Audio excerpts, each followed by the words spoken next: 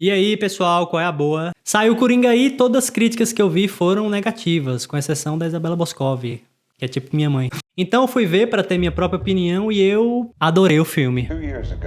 Eu entendo quem não gostou, mas eu adorei por vários motivos. O filme é decepcionante, mas eu acho que o diretor se propõe a fazer um filme decepcionante mesmo. Por exemplo, A Favorita, do Yorgos Lanthimos. Eu acho que o final é meio decepcionante, mas é meio que o filme se propõe mesmo a fazer. You are mad. Eu fiquei frustrado, querendo mais, mas isso, na verdade, foi bom pro filme. E no Coringa 2 eu senti essa vibe também. Nem sempre um filme precisa te agradar pra ser bom. E pra mim o musical foi tão interessante e quase tão subversivo quanto o musical do Dançando no Escuro, do Lars von Trier, que é o melhor musical que eu já vi. Eu senti que o Todd Phillips quis fazer o que o José Padilha fez em Tropa de Elite 2, que é mostrar que o personagem da obra é horroroso. A maconha é minha! E não um símbolo de algo positivo. Tanto em Tropa de Elite 2 quanto em Um Coringa 2, eu achei isso justo e desejável. Todd Phillips, a meu ver, fez um Coringa mais contextualizado e realista. Um Coringa que não é digno de admiração. E fora isso, na história do Coringa 2, tem uma diferença entre o que de fato aconteceu e o que aconteceu na cabeça do personagem, entre evento psicológico e evento real. E tudo isso são coisas que me fizeram gostar do filme, mas eu falo mais logo após da vinheta. Não, Freud. Não se preocupe que o que eu vou falar aqui não tem spoilers, o que eu vou falar não vai estragar a sua experiência narrativa. Eu acho que para entender o Coringa de maneira contextualizada, tanto em termos psicológicos quanto em termos de roteiro, a gente tem que passar por uma questão basilar na literatura, na escrita de personagens. Em livros e filmes temos o seguinte problema: a gente não consegue fazer um personagem que é muito manipulador. Por quê? Porque se o personagem for muito bem escrito e de fato ele for muito manipulador e carismático, não veremos ele como manipulador e errado. E assim a história vai deixar de funcionar. Então, em algum ponto do enredo, da história, da narrativa, o personagem tem que errar ou fazer algo moralmente questionável de maneira mais evidente. E aí sim a gente vai perceber que ele é errado, que ele é manipulador.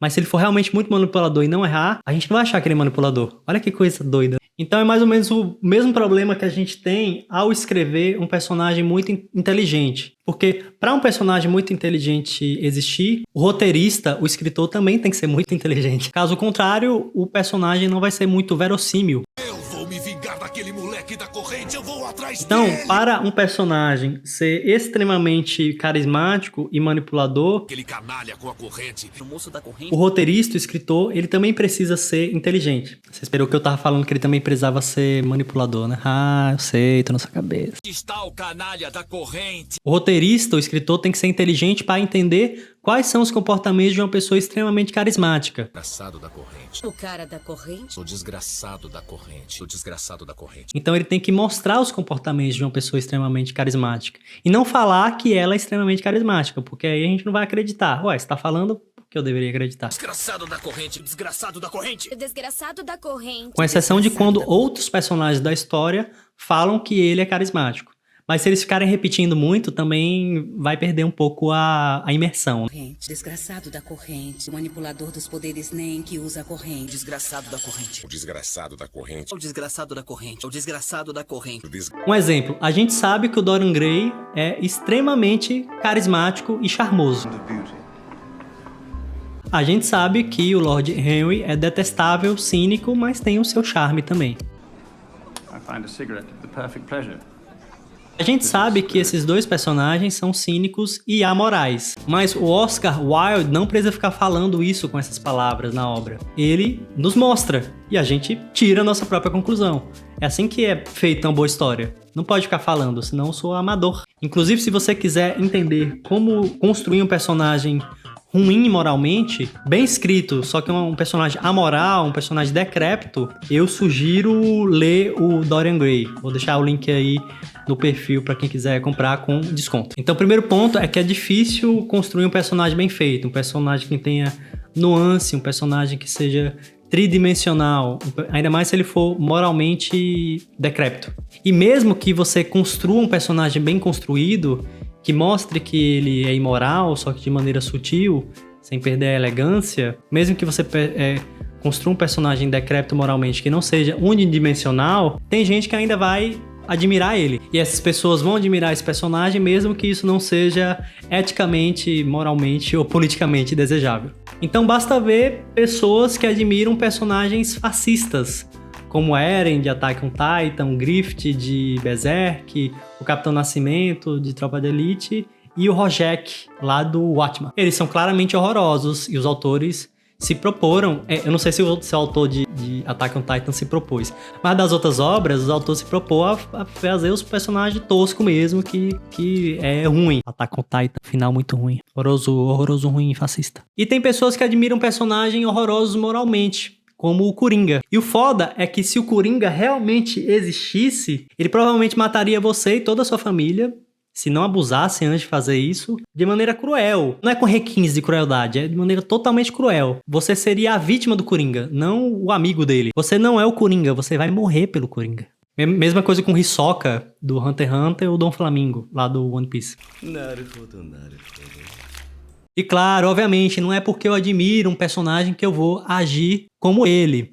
Eu posso achar um personagem esteticamente agradável, como o Coringa, o Hisoka ou o Dom Flamingo, sem concordar com nada que ele fez ou faz, ou sem agir de maneira homicida, sociopata ou fascista, como no caso aí desses personagens. Então eu posso achar maneiro tatuar um óculinho do Dom Flamingo porque é uma ficção e ele é muito estiloso. Ou o Hisoka, né, se for o caso. Assim como tem gente que tem tatuado o Coringa, embora eu ache meio brega, e tem aquelas tatuagens de moto, que bota o ha. É uma cena brutalmente horrorosa do Coringa que sorri, mas é estilosa, é maneira. Dá pra fazer isso sem você ser um sociopata fascista. Embora talvez seja moralmente também questionável, mas aí tema pra... Vamos fazer a brincadeira mental aqui. Você concorda comigo que é meio problemático se alguém admirasse um ditador, genocida, homicida, fascista, ruim, horroroso, independentemente do espectro político dele? E as coisas ficam ainda mais complicadas se eu citar nomes reais. Citar uns nomes aqui pode dar uns burburinhos no comentário, mas aí foda-se. Só a nível de experimento mental, hein, galera? Seria ok admirar a estética de Pol Pot, do imperador Leopoldo II, de Stalin, de Mussolini e de Churchill? E assim... experimento mental, tá? Não tô colocando eles em pé de igualdade, de equivalência. Nem dizendo que um é mais ruim ou menos ruim que o outro. Mas você concorda comigo que talvez seja meio estranho, né? Admirar a estética deles. Então seria legal tatuar o bigode do Hitler ou do Stalin? E assim, você também concorda comigo que na narrativa de alguém, com certeza essas pessoas que eu citei são consideradas figuras históricas horríveis e cruéis. Sendo elas ou não de fato. Independentemente do que eu ou você acha delas. Imagine se fosse uma suástica, hein, tatuada.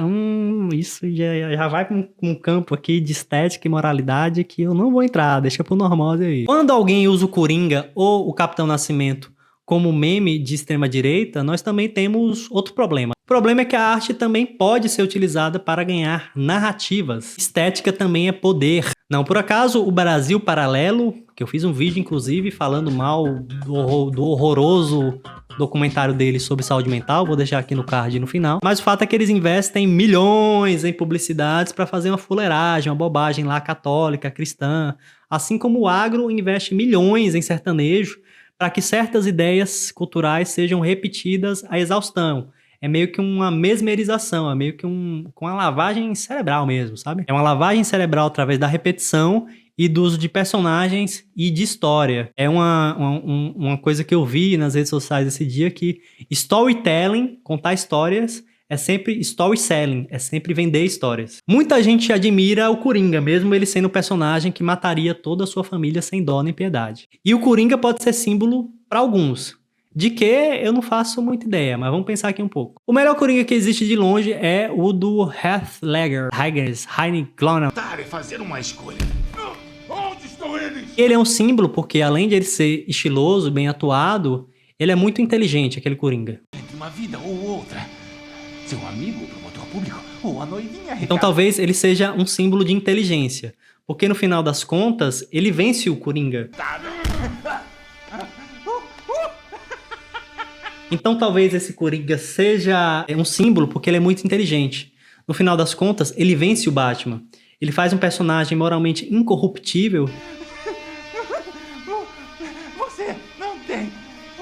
Corromper e virar um bandido. Ele faz o Batman virar um bandido. No final, o Batman sai fugido, como um Cavaleiro das Trevas. Ele sai como uma pária, né? Como uma escória mesmo. Como me ameaçar?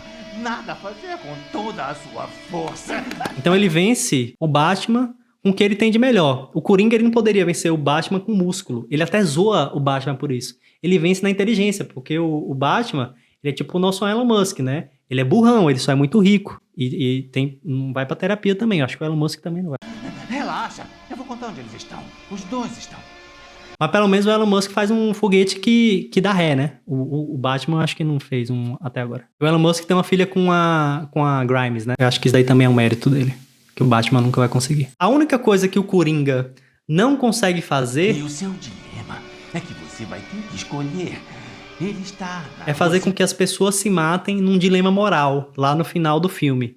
Mas, ao meu ver, ele sai vitorioso sim do Batman. Então, talvez por isso ele seja admirável. 52250 e ela está na Avenida X, no Cícero. Mas mesmo ele sendo inteligente, vale a pena admirar uma figura tão vil, tão decrépita moralmente? Não há outros exemplos de inteligência que sejam inteligentes, mas que tenham um comportamento pró-social e façam coisas desejáveis e legais?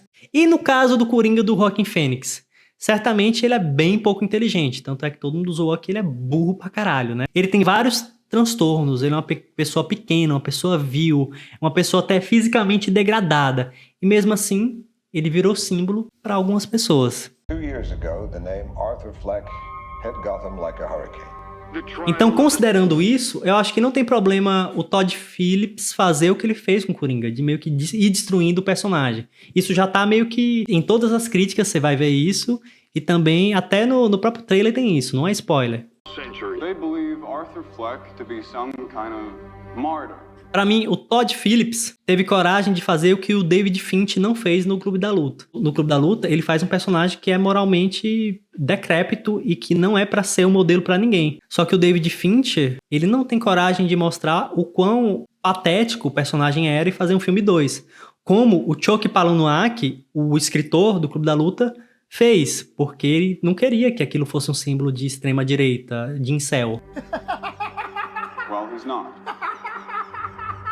Algumas pessoas, fãs do Coringa, não vão gostar. E tudo bem, né? Porque nem todo mundo desenvolveu aí, né, a capacidade de tolerância à frustração. E existem muitos adultos que são mimados mesmo. E como eu falei no começo, você sair frustrado de um filme ou de uma obra pode ser bom para a obra. E é por isso que, por exemplo, eu adoro finais abertos. Porque a arte não tem a pretensão de te satisfazer. Lá, ser mimado, cresce, aprende a tolerar a frustração, porra. Ser adulto funcional é isso. Por exemplo, no filme A Favorita, do Yorgos Lanthimos, ou Lanthimos, né? Não sei como é que fala. O telespectador tem um final que ele pode considerar ali frustrante. As personagens vão se degladiando durante o filme e o final não tem uma grande resolução, mas todo mundo sai meio fudido. Aí você fica, uai, é só isso? Eu queria mais. O filme Dançando no Escuro é um filme também muito frustrante, que vai de mal a pior num nível, assim, de tristeza profunda. Top 3 filmes mais tristes que existem. Volta o cão arrependido, com suas orelhas tão fartas, com seu osso ruído e com o rabo entre as Mesmo assim, essas duas obras, mesmo frustrando o telespectador, aquele que consome, são obras excelentes. Literatura, Ítalo Calvino, Se um Viajante na Noite de Inverno. É um livro, um dos livros mais criativos e bem escritos que eu já li.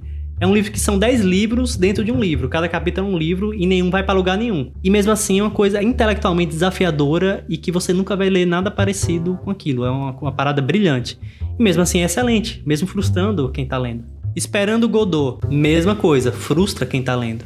E isso é bom pro livro. Então o que o Todd Phillips fez não é novo em termos de arte. E como narrativa, esse é um recurso que é legal ser bem utilizado. E pra mim, sim, foi bem utilizado. A maneira que ele fez, a mim, me agradou. Ainda mais considerando que o filme tem uma excelente fotografia e uma excelente atuação. A fotografia e a atuação é a mesma fotografia e atuação do primeiro filme, que foi altamente premiado.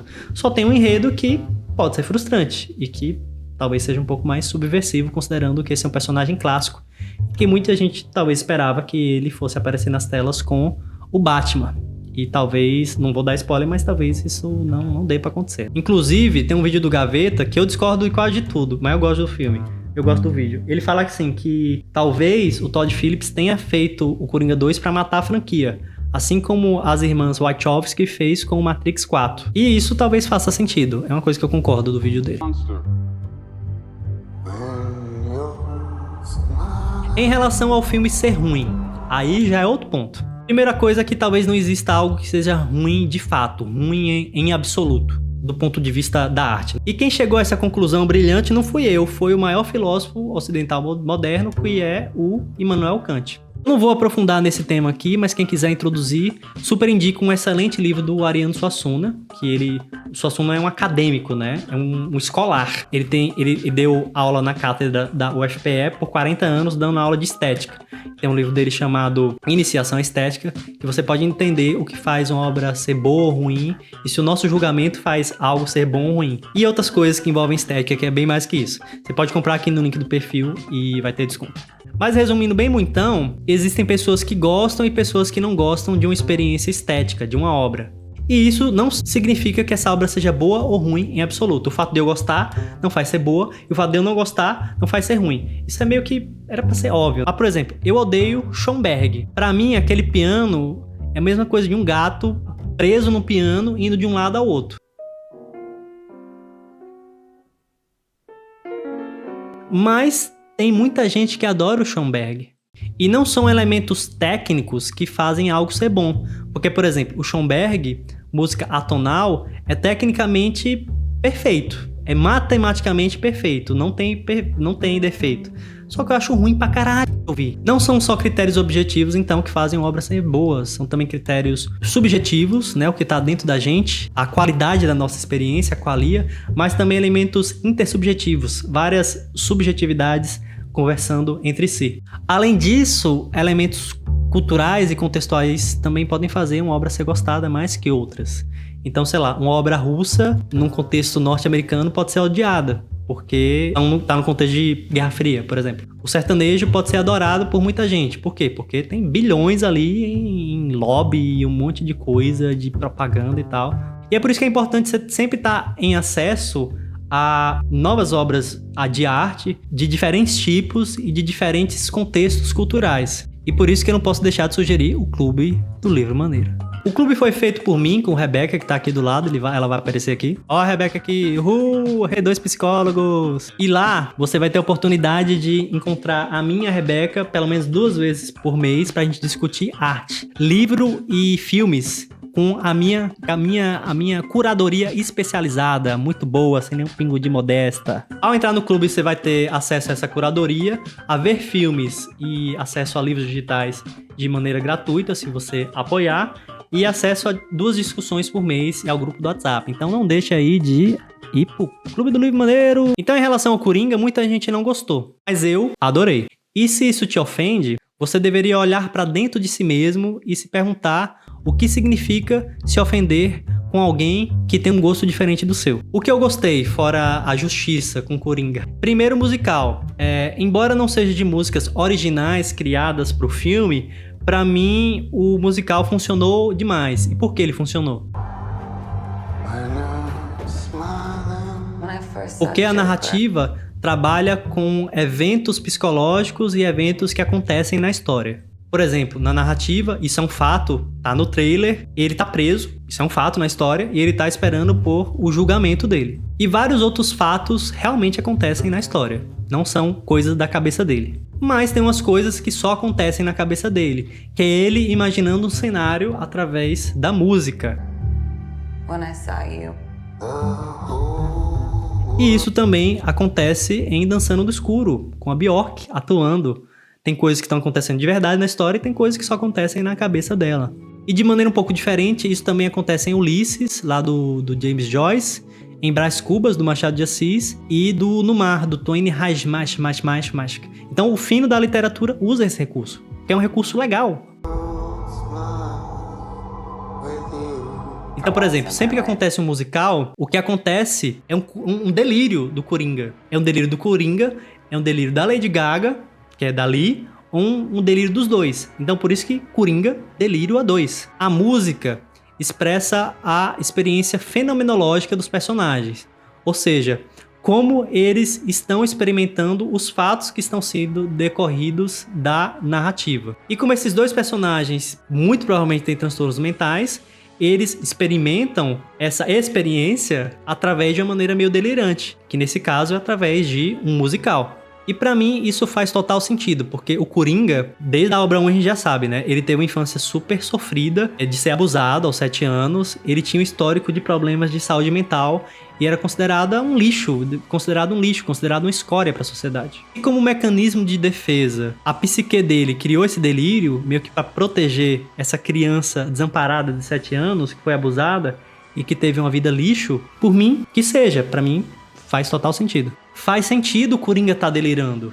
Por quê? Porque ele tem um monte de transtorno, ele tá esperando uma sentença que pode matar ele. E a vida dele foi uma merda, ele não viveu nada. Pra mim faz super sentido o delírio ser musical. Porque a lógica do evento real e a lógica da loucura são lógicas diferentes. A Harley Quinn, a Lady Gaga, mesma coisa, ela é transtornada.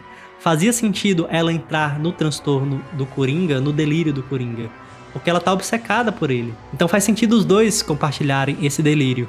Uma vez que, por exemplo, os dois se conhecem numa aula de canto. Então a música tá permeada, tanto na sociedade quanto no contexto que eles estão agora. Então, pra mim, assim como no Dançando no Escuro, o musical do Coringa é subversivo. História extremamente triste e trágica. O Coringa, ele é um homem pequeno, ele nunca foi nada, ele é transtornado, ele é pequeno, ele não escolhe, ele é burro e agora ele vai morrer sem ter feito nada na vida. Tocar um musical nesse contexto, pra mim, quebra uma expectativa sobre o gênero do musical e pra mim isso é genial, isso é bem legal, isso é subversivo mesmo, tal como foi em Lars von Trier, Dançando no Escuro. Mas talvez isso tenha incomodado porque o Coringa já é um personagem que já existia e que não tem histórico dele dançar. Mas por isso que é uma subversão, porque não existia antes e tá quebrando padrões de um gênero. E pra mim a própria obsessão da Harley Quinn, da Lady Gaga, com o Coringa é interessante também. Porque ela não quer só admirar o Coringa, ela quer consumir tudo que há de humano nele. É algo meio antropofágico mesmo, ela não quer só admirar de longe, ela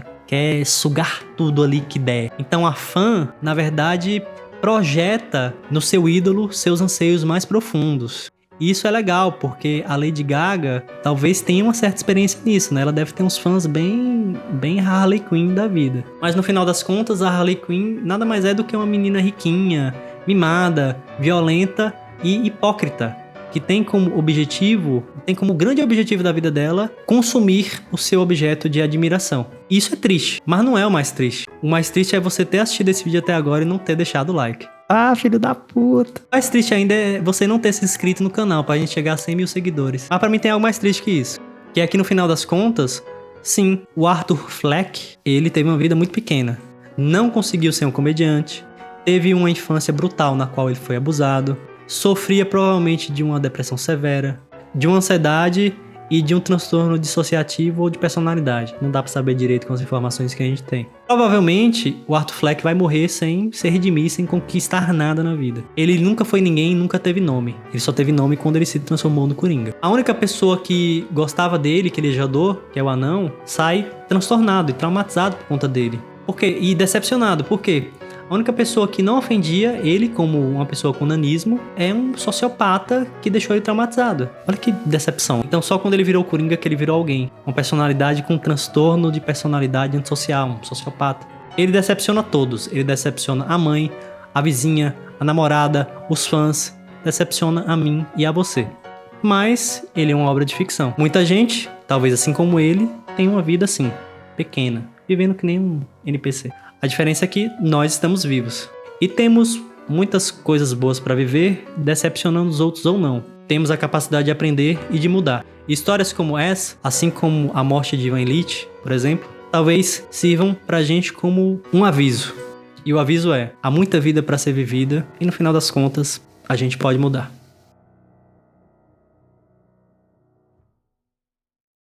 Para assistir a minha crítica ao primeiro Coringa, você pode clicar aqui e você também pode assistir ao meu vídeo criticando ao Brasil Paralelo. Aquele é muito bonito esteticamente, mas é vazio em termos de conteúdo também. Ou como a Rebeca falou aqui, o Brasil Paralelo não é vazio porque tem um monte de mentira, né? Mas dá pra ser feliz. Só tem uma coisa que não dá pra ser mais feliz do que a possibilidade de mudar. É o grande abraço que eu vou deixar pra você.